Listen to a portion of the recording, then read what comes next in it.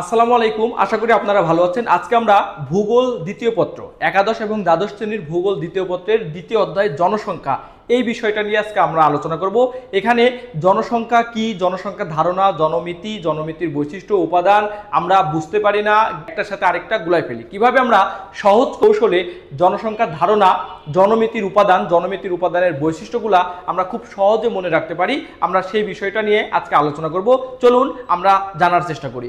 প্রথমে আমরা জানবো জনসংখ্যা বলতে কি বুঝি বা জনসংখ্যা কাকে বলে। আসলে দেখেন, আমি যখন একলা মানুষ যখন আমি একলা বসবাস করব কোনো জায়গায়, তখন আমি কিন্তু জনসংখ্যা হব না। কিন্তু আমাকে আপনি কোনো সমাবেশের মধ্যে ছেড়ে দেন, কোনো মিছিলের মধ্যে ছেড়ে দেন, তখন কিন্তু মানুষ বলবে জনসমষ্টি বা জনসংখ্যা প্রচুর পরিমাণে ওখানে উপস্থিত হয়েছে। তাহলে আমরা এখান থেকে ধারণা পেলাম যে জনসংখ্যা একক গোষ্ঠী হবে না বা একজন মানুষকে নিয়ে হবে না, অনেকগুলো মানুষকে নিয়ে হতে হবে।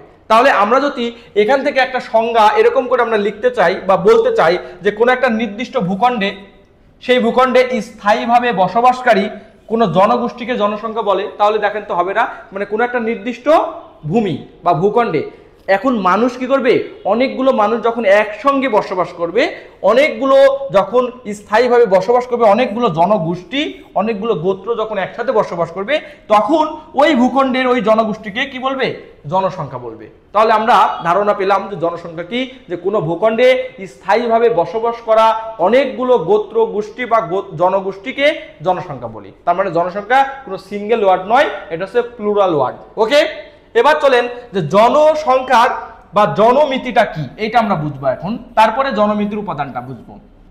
যদি আপনাকে আমি বলি যে কোনো মার্কেটে গিয়ে আপনি মার্কেট করতে চান, যদি আপনাকে মার্কেট করতে গিয়ে মার্কেট করতে চান, ধরুন আপনি কোনো বাজারে গেছেন, দিয়ে প্যান্ট, শার্ট, জামা কাপড় অনেক কিছু আইটেম আপনি কিনেছেন, বা কোনো দোকানে গেছেন, সেই দোকানে গিয়ে অনেক রকমের আইটেমের জিনিস কিনেছেন। এই জিনিসগুলো যখন আপনাকে কোনো প্যাকেটে করে দেওয়া হবে, সবগুলো জিনিস একটা প্যাকেটে করে দেওয়া হবে, এই প্যাকেটটা হবে জনমিতি। তাহলে কি বললাম, তাহলে আবারও একটু মনোযোগ দিয়ে শুনেন। তাহলে যত জিনিস আমি দোকানদারের কাছ থেকে কিনবো, দোকানদার প্রত্যেকটা জিনিস যখন আমাকে একটা প্যাকেটের মধ্যে দিবে, তখন এই প্যাকেটটার নাম হবে জনমিতি। তাহলে দেখেন, আমাদের মা বাবা কিন্তু বাজারে প্রায় আমরা বাজার করতে যাই, তাহলে বাজার করার কাঁচামালগুলো যখন আমরা একটা বাজারের ব্যাগে নিয়ে আসি, বাজারের ব্যাগটাকে আমরা বলবো জনমিতি। আর এই বাজারের ব্যাগের মধ্যে যত রকমের শাকসবজি আছে, যত রকমের বাজার আছে, তাহলে সেটা কি হবে, সেটা হবে জনমিতির উপাদান।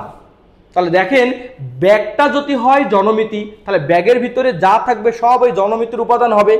তাহলে আমাদের এই যে জনসংখ্যা, এই জনসংখ্যা যখন আমরা জনসংখ্যার থেকে বিভিন্ন কিছু আমরা উৎপাদন করতে পারি। মনে করেন জনসংখ্যা হচ্ছে দোকান, জনসংখ্যা একটা দোকান।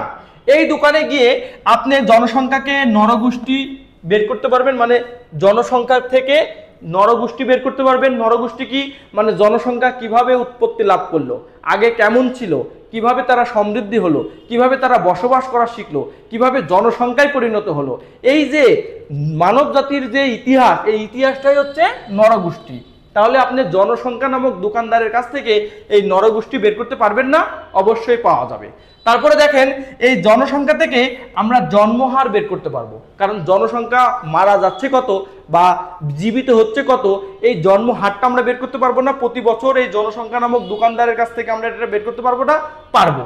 এরপরে দেখেন, এই জনসংখ্যা থেকে আমরা কিন্তু মৃত্যু হারও বের করতে পারবো, কত বছরে কতজন মারা যাচ্ছে। এরপরে আমরা এই জনসংখ্যার মাথাপিছু আয় বের করতে পারবো, যে প্রতি বছরে এই জনসংখ্যার মাথাপিছু আয় কত, সেটাও কিন্তু আমরা বের করতে পারবো। এরপরে মাথাপিছু জমি, তারপরে জনসংখ্যার ঘনত্ব কত, এরপরে জনসংখ্যার মধ্যে নারী পুরুষের অনুপাত কত, মানে নারী কতজন, পুরুষ কতজন। এরপরে এই জনসংখ্যা অভিগমন, অভিগমন মানে কি, এক দেশ থেকে যাওয়া, অন্য দেশ থেকে আসা, এই যাওয়া আসাটাকেই বলা হয় অভিগমন। তাহলে জনসংখ্যার এই অভিগমন হিসাবটা আমরা বের করতে পারবো। এরপরে আমরা জনসংখ্যার বন্টন করতে পারবো। বন্টনটা কি, মনে করেন যেসব অঞ্চলে কোনো ঢাকাতে অনেক লোক বসবাস করে, রাজশাহী শহরে তো এত করে না, অন্য বিভাগে তো এত করে না, তাহলে এই যে জায়গা বুঝে জনসংখ্যা বসবাস করাটাকে বলা হয় জনসংখ্যা বন্টন। তো এই জনসংখ্যা থেকে আমরা জনসংখ্যার বন্টনও বের করতে পারবো।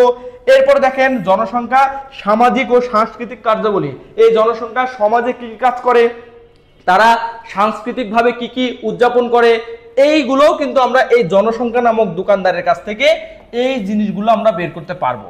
মনে করুন যে জনসংখ্যা হচ্ছে দোকান, আর এইগুলো হচ্ছে তার প্রোডাক্ট, এইগুলো হচ্ছে তার কি প্রোডাক্ট। এখন এই দোকানদারের কাছ থেকে আমি এই প্রোডাক্টগুলো যখন নিব, তখন আমাকে এই দোকানদার প্রোডাক্টগুলা সবগুলা একসাথে করে একটা ব্যাগ দিবে। সেই ব্যাগের নাম হবে কি জনমিতি। আমি আগেই বলেছি সেই ব্যাগের নাম হবে কি, যখন এই রিপোর্টগুলো আমরা পেশ করব, এই রিপোর্টগুলো যখন বের করে একটা ফাইলে দিবে আমাকে, এই রিপোর্টগুলো যখন একটা ফাইলে দিবে, তখন এই ফাইলটার নাম হবে জনমিতি। আর ফাইলের মধ্যে যখন এই রিপোর্টগুলো থাকবে, তখন এটার এইগুলোর নাম হবে কি জনমিতির উপাদান। তাহলে আমরা ক্লিয়ার হলাম। তাহলে কি হবে, এইগুলা যখন আমরা একসাথে প্রকাশ করব, তখন এটা হবে জনমিতি। আর এই যে প্রকাশ করলাম আলাদা আলাদা করে যে বাজার করলাম, এই বাজারগুলাই হচ্ছে জনমিতির উপাদান।